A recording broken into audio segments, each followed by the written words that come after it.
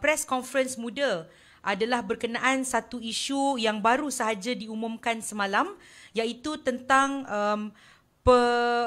keputusan untuk membebaskan tanpa melepaskan Datuk Seri Zahid Hamidi, ataupun melepaskan tanpa membebaskan Datuk Seri Zahid Hamidi.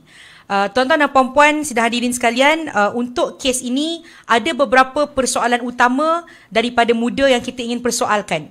Yang pertama, ada yang katakan bahawa kes ini merupakan tindakan mahkamah.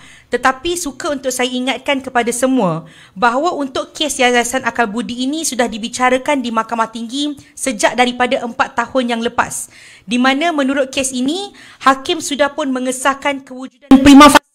Bermakna apa?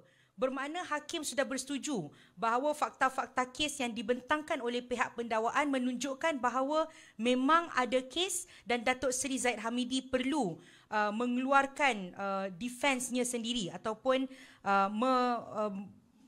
mengeluarkan hujah-hujahannya untuk membuktikan kenapa dia tidak bersalah. Tetapi apa yang berlaku semalam bukanlah keputusan mahkamah, tetapi apabila Jabatan Peguam Negara menerusi timbalan pendakwa raya dalam kes Datuk Seri Zahid Hamidi mengambil keputusan untuk membuat satu permohonan agar Datuk Seri Zahid Hamidi dapat dilepaskan tanpa dibebaskan ataupun DNAA.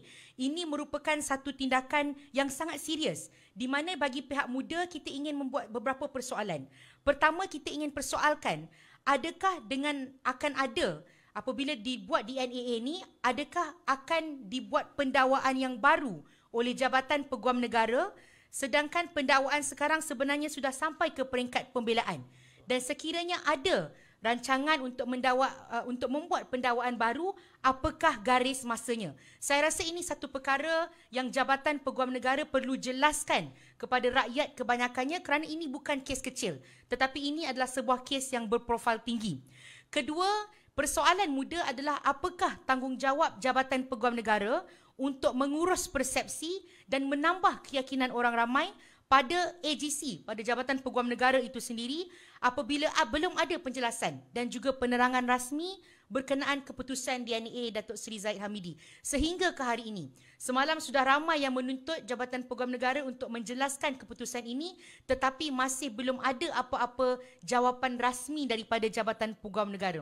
Jawapan ini perlu diberikan dengan segera kerana pada hari ini orang ramai sudah pun membuat beberapa persepsi mereka sendiri dan Jabatan Peguam Negara ada tanggungjawab yang besar untuk mengurus persepsi-persepsi berikut.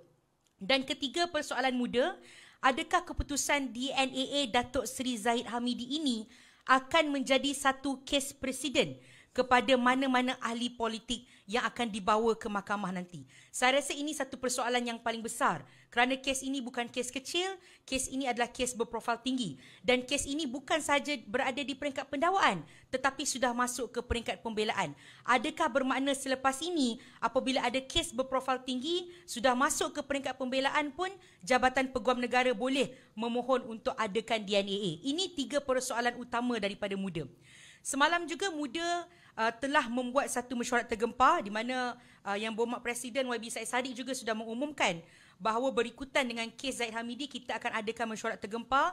Malam semalam kita panggil seluruh ahli Jawatankuasa Eksekutif Pusat dan juga semua ketua-ketua negeri dalam muda untuk membuat perbincangan tentang isu yang sedang berlaku. Dan muda sebulat suara menganggap bahawa keputusan Jabatan Peguam Negara semalam adalah satu signal yang jelas.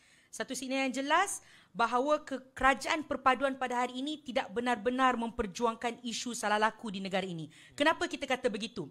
Kerana ini bukannya kes pertama.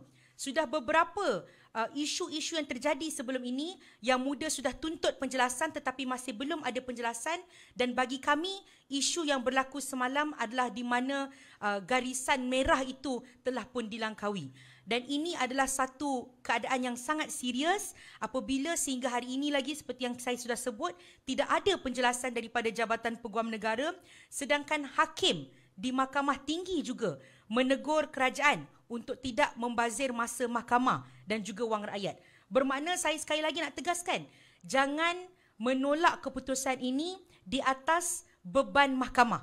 Ini bukannya keputusan mahkamah tetapi keputusan yang diambil oleh Jabatan Peguam Negara, maka jawapannya perlu datang daripada Jabatan Peguam Negara.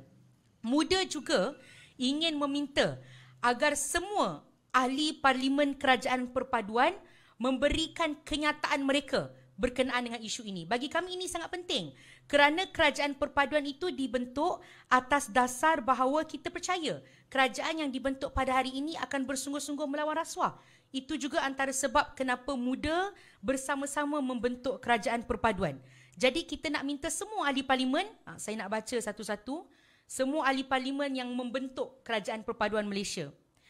Ahli parlimen daripada Pakatan Harapan, ahli-ahli parlimen PKR, DAP, Amanah, APCO, ahli-ahli parlimen Barisan Nasional, UMNO, MIC, MCA, ahli-ahli parlimen GRS, ahli-ahli PR parlimen daripada Gagasan, PBS, SAPP, STAR, USNO, PHRS, LDP, GPS, PBB, PRS, PDP, SUPP, dan juga sudah tentu ahli parlimen muda yang berada bersama saya pada hari ini untuk mengeluarkan kenyataan mereka sendiri berkenaan isu ini. Saya rasa rakyat berhak tahu apa pendapat ahli-ahli parlimen mereka tentang isu yang bukan kecil tetapi isu yang cukup besar ini.